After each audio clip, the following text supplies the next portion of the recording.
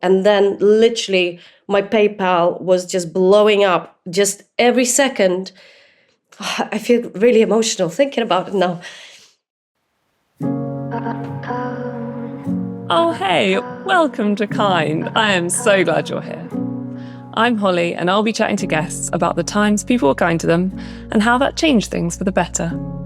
This episode, you'll hear how neighbours really can become good friends. By the way, you belong here. Right, let's drop you straight in. My guest today is Ukrainian chef, author, and activist Olia Hercules. Welcome. Hi, Holly. Thank you so much for having me. Thanks for joining me. To start with, I wanted to ask, what do you think it means to be kind? What does that mean to you? Kindness is equivalent to empathy to me.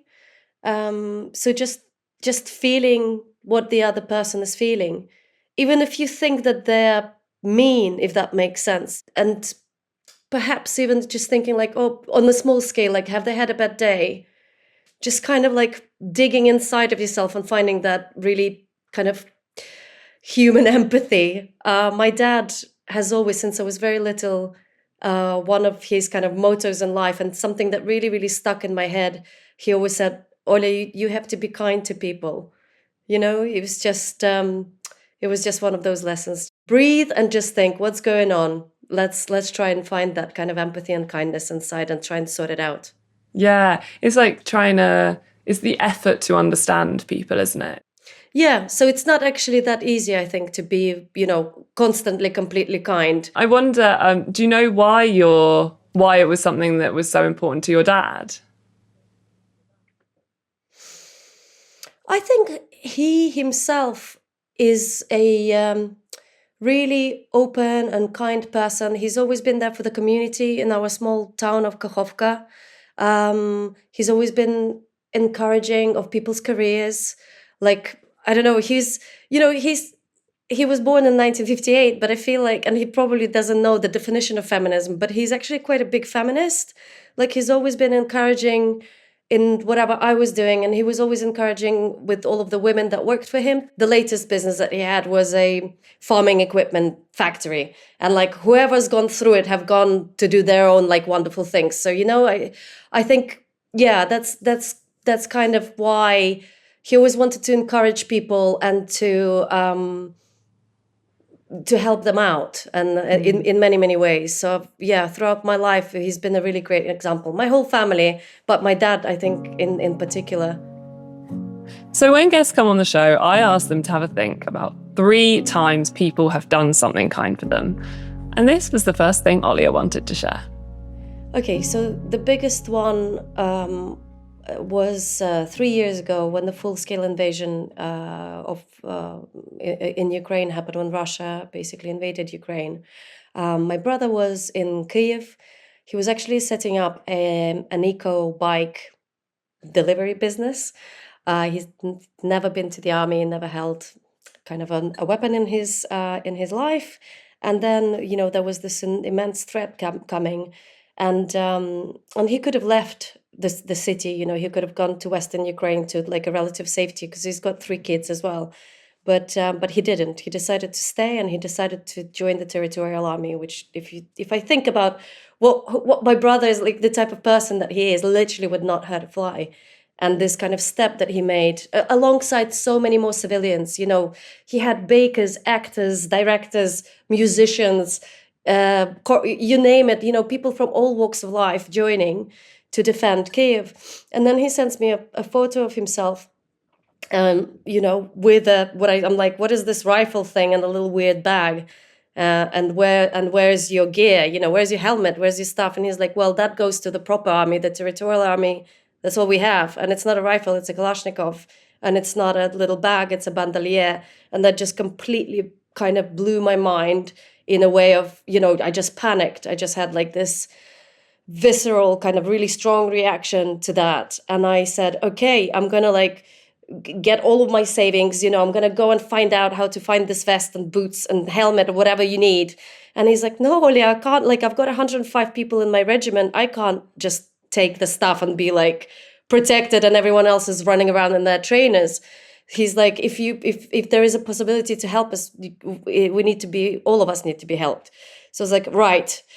And I remember I just went outside into my garden here and I just recorded a video and I've put it on my Instagram. By that point, I had about 70,000 maybe followers or something like that. Maybe it really resonated with people, or maybe people were just incredibly kind. So they just started pinging there was no time to set up like a just giving or anything like that. I was just like, this is my PayPal. If you can stand a couple of quid, I would be eternally grateful. And then literally my PayPal was just blowing up just every second. I feel really emotional thinking about it now. People were sending money from Hong Kong, from America, from all over UK, from, Eastern European countries, just all over the world, just ping, ping, ping, ping, ping. And we collected enough money to send vests, helmets, sleeping bags, boots, and even ballistic underwear, which I didn't even know existed, to my brother. And we got it to him and his regiment just in time before the battle for Kyiv. So they were fight. My brother was fighting. Like there was literally like missiles falling, and the ballistic underwear actually works. It like protects your arteries from shrapnel. So all of those people that donated to me and donated to my brother and his regiment really literally saved lives.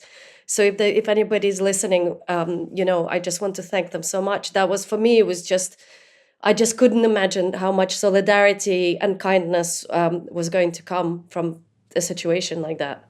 Yeah, it's an incredible impact to have for what I assume for a lot of people. Obviously, they felt it very strongly, but for them, that was a moment of, I'll give £20, thinking I want to do something. I don't know if it's going to make any difference, and then for it to make such a difference is so incredible. Like massive. And and that was just the first kind of instance of that. And then people kept donating and kept spreading information and kept learning about Ukraine. There's just so many people were kind and interested and empathetic that it really still blows my mind. I'm still pinching myself at the support that we got. What did you think the response might be when you put the call out to ask for help? To be completely honest with you, I think at that point, I was in such an utter shock. I didn't really have time to think or have any expectations. It was as I remember it, it was just such a fast kind of tumultuous kind of, it felt like a storm of emotions and a storm of action in a way. So from the moment that my brother, asked me for help, to me, kind of like, I remember we just went to a local kind of cafe with my husband just to kind of sit down, get out of the house and regroup a little bit. And I just remember him asking me for help, me running home and just doing it. So to be honest with you, I don't even remember having any expectations. I just thought if somebody donates £1,000, the process would have started. But I just didn't have time to think. It was very unprecedented, that dreaded word. It was really unprecedented, and I just didn't know how to feel, to be honest with you. Just complete shock and trauma and a bit of a fog, but also this immense energy, which I don't know, maybe has kind of transferred through the video onto people, and they saw the urgency of it, and then that kind of created that response as well. I don't know. And when you were watching those donations come in, how did that feel? I just felt loved. I felt loved. I felt seen. I felt like finally, Ukraine was seen. When I came to this country 22 years ago, I don't know why, but I do know why. There are a few reasons, but Ukraine was such a blind spot for people on the map, even though it's the biggest country in Europe. It's bigger than France, guys. But people would just be like, "Oh, you're Ukrainian, so you're Russian." Like, no, we have our own country, our own culture, and language, And I was just patiently explaining. So when I started my career, when I wrote my first cookbook 10 years ago, that was kind of like, it just became a bit of a mission for me, because that's when the war started as well in 2015, 14, 15. That was a bit of a mission for me to kind of explain to people that that we are our own people and we're wonderful people, and we've got so much going on for us and about us, and with food and stories and history and literature and music and you name it. And I feel like, yeah, I was just like, okay, we're seen, and it felt very special actually. Yeah, and it was it is still such an awful time to be going through. How did the fact that people helped impact how you kind of moved through the world or saw the world, given there's atrocities happened, but all these people stepped up? Um, so we have this incredible band, a music band in Ukraine, one of the biggest Ukrainian bands, I think, called Daha Bracha, which I did the word. I think maybe it's from Old Slavonic. I'm not sure, but Daha Bracha means give and take. I felt like it was a real like massive exchange like of energy, like on a global scale, if that makes sense. It's like I told them something was happening, they helped me, that gave me energy to do more, to start my activism, to start doing fundraisers or whatever. And there was just this constant kind of flow of empathy that I can see it as this kind of like mad energetic circle or something. And I just feel like one feeds into another. And yeah, so at that point, I just thought, gosh, there's we really need to help each other. We need to a little bit get out of whatever the modern world. I just feel like people started becoming a little bit isolated. There is obviously globalization and everything, but in terms of social issues, in terms of wars in other countries or whatever, we just kind of like, oh, I've got so much to deal in my life, I just can't, and you just kind of like retreat into your own shell. And I feel that was a bit of a breaking point maybe, and people with just kind of that consciousness, kind of like that bigger scale of empathy was kind of finally released. And I feel like it's still going. So it sounds like it's almost like that empathy, that kindness that has fueled you to be able to put more of that into the world. So it's like it's cyclical. Absolutely. Yeah, it's cyclical, and it has kind of like a wave effect. And people sometimes ask me, so they're like, how can I help? I'm like, well, you don't actually have to do anything anything huge. I'm like, actually start with yourself. Really actually take care of yourself, then take care of your family. Then if you can find a little bit of energy, do something for your community. We really need to start working actually from kind of the roots upwards. You don't have to save the world on a global scale. Well, the Ukrainians have been trying to do recently, because we don't have any other choice. We're just like, we need to help our country, but people can do it from a very kind of like small scale, just breaking that isolation and that numbness. I really loved what Elif Shafak said recently. I saw it in the video. She said, it's not good against evil at the moment. She's like, there are not actually that many truly evil, psychopathic, no empathy, kind of whatsoever, chemically people like that in the world. It's more the numbness against the good. So it's this kind of like, you don't have to be an awful person to just kind of like shut yourself off and just say, no, it's all me and I don't care. And, just completely shutting off that empathy kind of center in your brain. So yeah, so it's this kind of like kindness against numbness at the moment. And I'm really hoping and encouraging people to get out of that state. Yeah, because there can be a kind of a paralyzation, like you say, a shutting down, a kind of shutting off, when because it feels overwhelming, the bad in the world. But ultimately, the more community and collective there is, the more good there is. Absolutely. I mean, I live in London, so our community here in Forest Gate is so mixed, and actually it's been quite a blessing. Like there's quite a lot of Ukrainians actually historically. I didn't know that when we moved into this area, and a big Bengali and Indian community as well, and Pakistani community. So it's been wonderful living here, and yeah, I really encourage people not to just find out who your neighbors are. Try and be involved and talk and find out about other cultures, or and you can start small. You don't have to be, as I say, you have to go huge.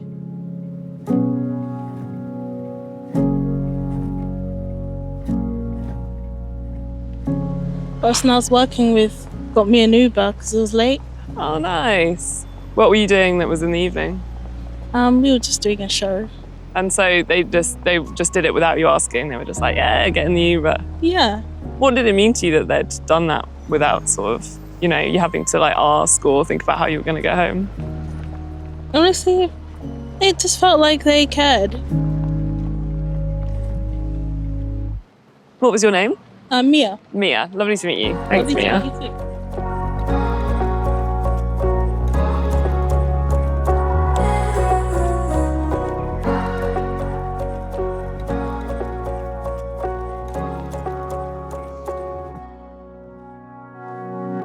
Can you tell me about a moment of kindness from your community, from your neighbours? Yeah. So we moved here in 2018, I think, and actually, sadly, I haven't had such an amazing experience of neighbors kind of in my life. I've been living in London for over 17 years, I think. And I always lived in rented accommodation, and I don't know, there was always some kind of beef, or like, I don't know, I didn't feel it. There was some kind of like friction always. I tried, I really tried. I like brought cakes and did this, and it just didn't work. I don't know, it didn't gel until we came here. And then we came here, and just one day, we had our son Wilfred 2 months before the first lockdown. So when lockdown started, he was only 2 months old. And then I have my neighbor Pavin just come and ring the door, and then she retreats from the door because we're not supposed to be so close. And I look on the floor, and there's this big kind of like loads of containers, and I'm like, "Oh, Pav, hello." She's like, "Hello, I just made this. I just made some of my food, and there's this amazing Bengali chicken roast, and I hope you like it. I hope you guys like spicy food." I'm like, "Oh my God, we love spicy food." And, so gratefully received. And actually, being a young parent, or a parent of a newborn, you're just constantly hungry and breastfeeding and whatever. So we were just completely blown away. It was just such a beautiful thing and so kind. And I started, I was baking sourdough afterwards, and I'll drop like bits of sourdough bread to her. And then other neighbors from across the road, Fatima, they're all amazing bakers. And still, when was it, yesterday she came over, and it was her mom's birthday, and she's a pastry chef now, which is amazing. She's doing so well, Fatih. And she just brought us this big box of cakes, gone in 2 seconds. All my children are like, "Oh, is it Fatih's cakes?" Yes. Blah, blah, blah. So, it's just so nice, these exchanges of, and especially food. I think it's such a nice way to connect to someone. I'd never tried, for example, Pavin's, chicken Bengali roast. I'd never tried anything like that in a restaurant. And she actually, after the pandemic, she invited me over to her kitchen, and she showed me how to make it. And that recipe is in my 4th cookbook called Home Food. So it just gives you this kind of like buzz and an energy, and then the feeling of unity, and kind of just being united in this, kind of energy of kindness and empathy is just so lovely. Yeah. Why do you think it was that chicken curry or that chicken roast in particular that stuck with you? What was it about that moment that made that act of kindness so needed? Because we were so scared, I think. It was the beginning of a pandemic, and literally, just coming out of giving birth and everything. It was like extra scary. I look back at that time, and I'm like, oh, actually, it wasn't so bad compared to now. But at that point, it was so unknown. So again, unprecedented. And I thought, when am I going to see my family in Ukraine again? Are we going to get ill? We didn't know at that point if children would be massively affected. It was a really scary and an unstable kind of time. And so Pavin just turning up like that all of a sudden, I don't know, it just felt, um, she just gave me some hope as well. And when we were supposed to be staying apart, I just really appreciated that she didn't. That she just came over to my door, and even that she had to walk a few steps back. That there was her there in the tub of this delicious chicken, like, and she's put effort and love into it, and you could really feel it in the food because it's just so delicious. She's an incredible cook. So yeah, and it was just so interesting because I'd never tried this kind of food homemade. It's always been delicious also, but in restaurants, but never homemade. And it really blew me away. Yeah. Is sharing food a very important thing for you in terms of how you communicate your kindness? Oh, absolutely. Yeah, I know it's an overused kind of phrase, but I think that's my love language. This is definitely how I would want to make someone feel good. I think that's why I became a chef, to be honest with you. If food has been so prevalent in my kind of massive extended family. My mom is one of 6 children, so everybody had their own children, and then they had their own children. So we're like a really big extended family. We don't even have the word for extended. We just say family.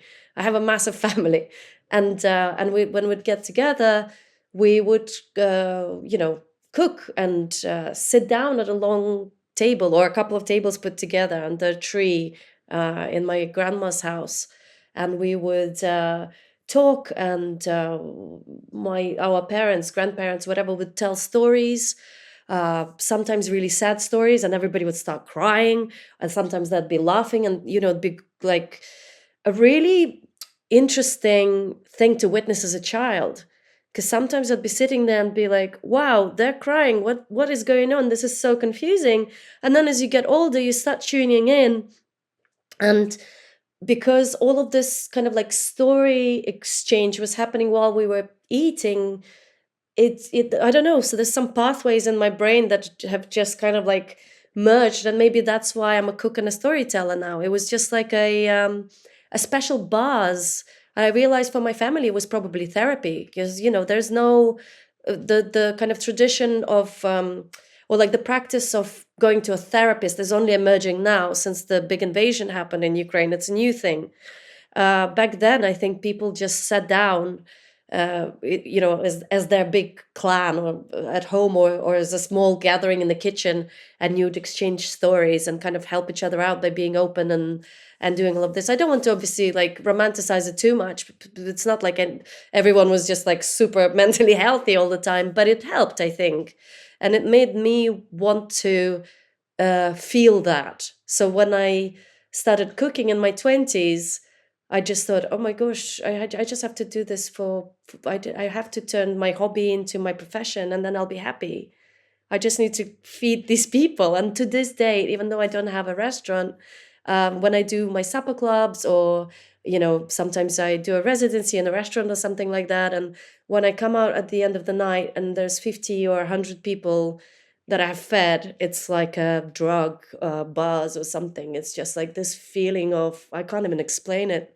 It's huge. It's like this incredible feeling. Is that something that then kind of carries you through for a few days? Is it a buzz that kind of stays there? Yeah, well, certainly. I mean, the next day you're probably completely drained, and you have to stare at a blank wall for a bit to just kind of like recuperate, truth be told. But after a couple of days, you forget about the tiredness, and you're like, I want to do it again. So yeah, it's like it is like a drug. Like you have a little bit of a down day, because it's also emotionally and physically demanding. But the upside of it is definitely worth it, and I'm definitely chasing that feeling constantly. An amazing thing happened. I was in New York in March, and I did a pop-up, a fundraising pop-up there with Aggie's Counters, a kind of like a Hungarian Jewish kind of place, and I cooked Ukrainian food. There were some Hungarian dishes there. And then this randomly, this Chinese guy comes in. He didn't even know about me or the pop-up. He was just passing by and he was hungry. And he was like, oh, what's going on here? And we're like, oh, well, this is happening. And, I'm making this and this and this. And he was like, okay, I'm just going to stay. And he bought a ticket and he sat down. And then at the end, I came up to everyone to ask how they're doing. And I made this broth. It was a pork broth. It was quite simple. But it was kind of seasoned with fermented kind of like gherkin brine, and it's a very Ukrainian thing, and maybe there was pearl barley in there, whatever. And I came up to him and he said, you know what? This reminded so much of the broth that my dad made. And unfortunately, I can't remember which part of China he was from, but I was just so amazed. I was like, really? I was like, oh, I don't know, maybe it's a stereotype. I just thought everything is always quite spicy. He was like, no, this is like exact. It just tastes so much like what my dad made me. And those kind of connections were from different cultures. You just have this some kind of a common denominator, and it it fires up something in somebody else's brain, and again there's this connection between cultures that happens, and that's beautiful. I live for those moments, really. That's such a gorgeous story. It makes me think a lot about how there are bits of my Jewish heritage and the cooking that's there where I've shared meals with people who have Eastern European heritage, and sometimes they'll make something and I'll be like, oh, this tastes like what my grandma made. Like, it really brings you to life. Like, I'm still on the search for someone who can make an apple strudel like my great aunt, because I just feel like that would be like the most visceral thing for me. She never left a recipe? She didn't leave a recipe. She showed me how to make it once before she died. Okay. And I can remember most of it, but there was like a cinnamon sugar breadcrumb mix that she would make herself, and that part she never told me how to make. So like the seasoning part of it I don't have. So the rest of it I can just about get it. But like she was just perfect, and it had never been written down. It had been passed to her by her mum, and it had just come down the generations. So yeah, I'll have to give it another go and see how well I can replicate it. Yeah, I think try using her recipe, and then maybe but maybe reading some others is not actually very useful. Just keep trying. Just do it a few times, because it takes time to kind of get that recipe right. I hope you get there.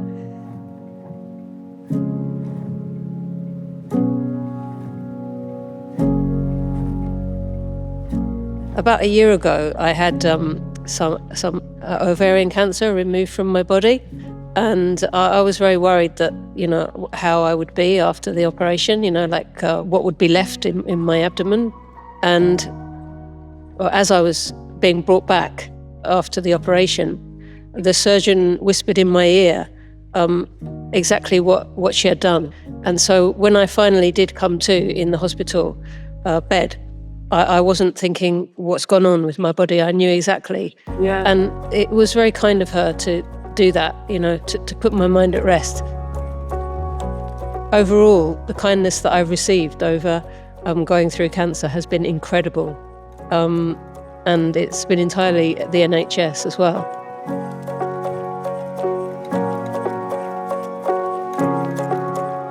How are you doing now? I'm doing good. I'm cancer-free.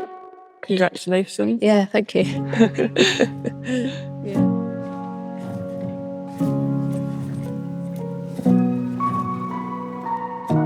Can you tell me another kind thing that someone did for you or your family? Yeah, so a historical one, and one that kept on coming up in our kind of like conversations for years to come. So I was 3 years old at the time. I'm almost 41 now. So 39 years ago, we went to actually see the strange story, but we went to see my dad's Ukrainian Armenian family in Azerbaijan. So we drove from the south of Ukraine through Crimea and then through Abkhazia and Georgia to Azerbaijan. So it was like a 3-day journey in this tiny little Lada. It was really hot. It was a really difficult journey, actually. And like for a 3-year-old, I think I really suffered through it. So I don't remember the story, but my parents always remember it when we mentioned Sakartvelo, which is the Georgia, basically in Caucasus. It's an amazing country where we feel like they are our cousins in a way, like in that culturally we're very similar, very hospitable, very kind of like just feeders, just very welcoming, and that kind of vibe. But they really blew us away, or blew my parents away when we were passing through the Tbilisi, which is the capital. This man, we got lost. My parents got lost, and they just hailed the car, or maybe he was like driving parallel, and how you talk to someone out of the window. And my dad said, could you please help us? We're lost. Can you? We don't know how to get out of the city or whatever. And he just said, don't worry, just follow me. And he literally, it's not like he went, around the corner and like showed us and explained to my dad. He literally took us out of the city from what I understand, like half an hour. He was just driving ahead of us for half an hour and just like showing us out of the window, like, oh, this way, this way. And I'm pretty sure it's not just because he had nothing to do. I think Georgians, Georgian people are just so incredible. It's a really, really special country and really special people. People from Caucasus are really hospitable, and that story is still told. And we don't remember the man's name. I'm sure he introduced himself, but that small but big act of kindness still lives on. Whenever we talk about Georgia or whatever, it's like, oh, do you remember the guy? Da, da, da. So it's really interesting, and it stuck with me as well. I'd never forgotten, even though I don't actually remember it. Do you know how your parents thanked him after the half an hour drive? I'm sure Dad was just like, nodding his head and smiling, ear to ear, and just like he does with big eye. He's got actually quite small eyes, but when he's really excited, his eyes go huge, and he's just so. I think they just, genuinely just said a huge thank you, Madloba, in Georgia. Why do you think that this became one of those stories that's told over and over again in a family? So I said that we're similar in a way, Georgians and Ukrainians, and maybe in Ukraine that kind of thing also would happen. But I don't know. I think Ukrainians are friendly, and maybe if that situation in Ukraine for my dad, if that happened in Ukraine, they would like stop and come out and like explain whatever. But this kind of like extra step of actually like, don't worry, like just don't worry about it, like a completely selfless, like here's half an hour of my time, I'm going to take you through. And actually, I can imagine my dad doing the same now, I'm sure that he remembers, and I'm sure he would do something like that now in Ukraine. If somebody, a foreigner, even if it's just from a neighboring company or country or whatever, if they would come through, and I'm sure that he would take them in the car. It sounds like it fits with the values of your family and the things that you care about. Oh, absolutely. And I try my best as well. And sometimes I really berate myself. So, because I'm quite like, I don't know what it is about me. I really go deep into my thoughts sometimes. And sometimes I'm a little bit mindless, or like really so much inside my head. And then if I notice that, like, oh, I haven't noticed that, I don't know, there's like somebody older or a pregnant woman on a tube, and I didn't get up to give them a seat. It really distresses me, and I really then berate myself, and I'm like, oh my God, like just look around a little bit more, get out of your head, which is really hard because I'm constantly like, just these crazy thoughts constantly going through my head. So I'm trying actually to just be a little bit more observant and a little bit more in the moment as well, and try to get myself out of my whatever the horrific torrent of thoughts that I'm having, and just to look around a little bit more. I think it's really, that's what this story taught me as well, just to be helpful to people, and sometimes also to go an extra mile, and it makes you also feel kind of good. As I say, it's a cyclical thing, I think. Yeah, definitely. And we learn lots about your family in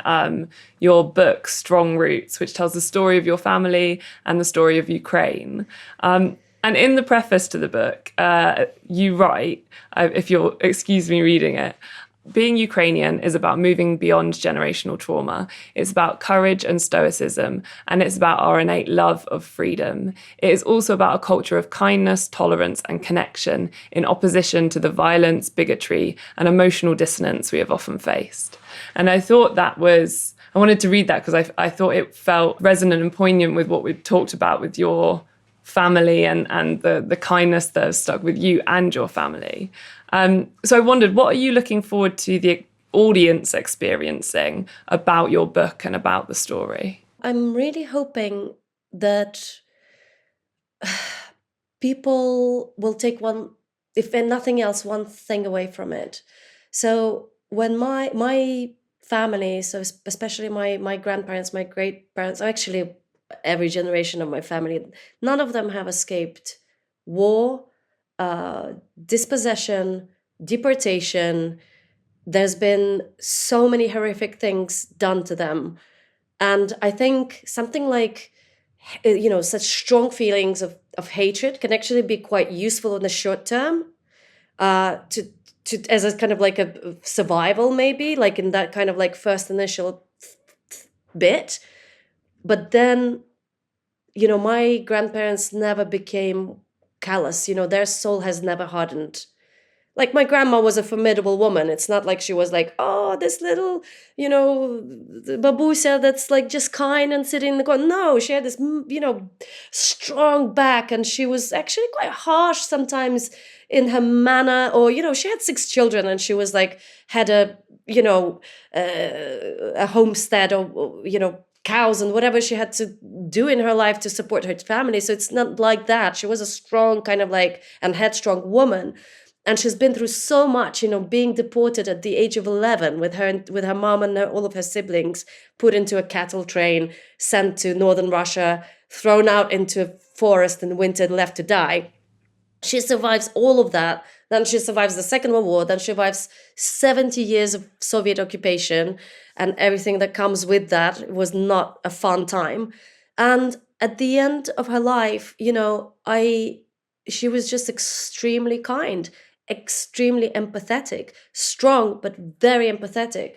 She nearly adopted a 7th child. In the 70s, I think they brought some Cuban orphans to the Soviet Union. I'm still trying to find out what happened, but she nearly adopted a Cuban child. And it was only because she was just like, oh my God, I just want to help. I just want to make someone's life better, this child's life better. And my older uncle, who was already an adult, was like, Mom, you can't. Like, you just can't. Like, it's hard to look after the 6 that you have, so you can't do it. But she's never become hardened, if that makes sense. She always had empathy, critical thinking, and she could look at things in various ways. And I'd never had that feeling of, we hate someone, or, you know what I mean? Like, it's just never been like that in my family, which is not easy, especially, and it's not been easy for my parents, having lost their home, having, my hometown being occupied, constantly being bombarded, and, and missiles falling. And my dad is in Ukraine now. And I, to be honest with you, I don't also blame people who are in Ukraine now and they're just full of hatred. I'm like, I get it. 100%, I get it. But I just hope that with time, people can just kind of not cultivate that feeling and not become hardened, and then not to become hard towards someone else. And it doesn't always just go, towards the enemy that has done that to you. You actually transfer those things towards your kids sometimes, a lot of the time. All of these like really deep, negative, horrific things, you take it out on someone else. And I just hope that the example of, of what my family may have gone through, but they've nurtured kindness and love in us. I hope that's inspiring to people, or makes people think at least. It's so beautifully written, and the story is so beautifully told. And what you said there about, there's empathy and kindness, but that is alongside strength and being strong. I feel like that's something really important, because I think that, I don't know, I think sometimes people think kindness can only be soft, but actually you can be strong and you can be vocal, and you can, being kind does not mean, not having that strength or not having that backbone or whatever that might be. So I think that's a really perfect way of describing that duality. Yeah, I think it's a great point. I love what you said. It's true. Yeah, when I said about Lucia, yeah, we kind of associate like, oh, if you're kind, you're, maybe you're a little bit of a doormat. But I think that's a misconception, as you say. Like, it actually takes a lot of strength to be kind, and a lot of work on oneself, and a lot of thinking. And it's much easier to be hateful, much easier to just go like, no, shut whoever out. I'm talking on a small scale as well. Like, somebody's mean to you and you're just like, no, okay, I'm not going to speak to them. All, of course, easier said than done. But for me, I know that it's a lifelong kind of work on myself as well.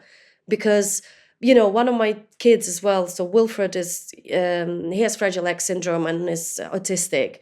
And he doesn't have that much language. He has a little bit, but we can't have like a proper conversation. So actually, and he doesn't understand all of these bigger things that are happening in my life. He doesn't know I'm going through trauma. He doesn't know I've been watching like apocalypse happening on the phone, and he's very sensitive, in that kind of energetic sense. He feels if I'm really, in some kind of a mood, or I'm really angry, or I'm feeling these really strong negative feelings, he feels it. And I think he taught me a lot in the past 3 years. So for him, and obviously it's not always possible, and I'm human, and sometimes I will be upset or I will be feeling whatever, but I'm trying my best to breathe, to think, to process, to work on my mental health, to do all of these things so he can absorb just calmness and as much as possible from me. Otherwise, it'd be really extremely hard for him to process what's happening around him. He doesn't have the advantage of fully understanding or even communicating how he's feeling.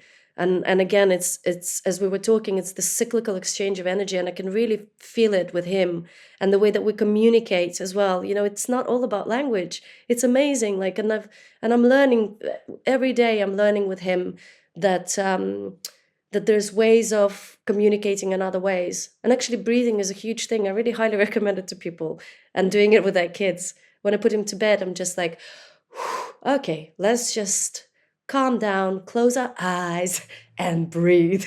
Just do this thing. And then I start breathing really deeply, and even sometimes pretending to snore, and then he's out in 2 minutes. Highly recommended.